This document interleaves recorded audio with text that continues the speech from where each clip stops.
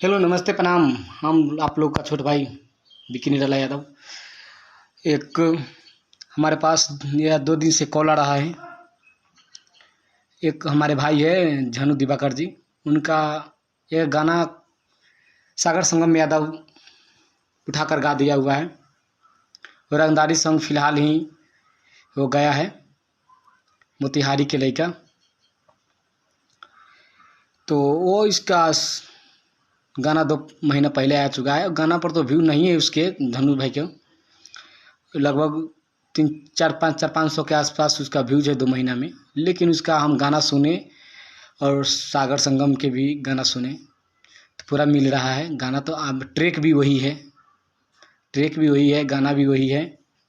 तो ऐसा ना करे, एक छोटे कलाकार को गाना बजने दीजिए। छोटे कलाकार बहुत परिश्रम से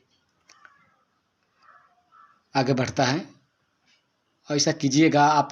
सागर संगम में के गाना तो कुछ बज चुका है मार्केट में, तो ऐसा ना करें। काहे कि छोटे कलाकार को बजने में बहुत टाइम लगता है, बहुत स्ट्रगल करना पड़ता है।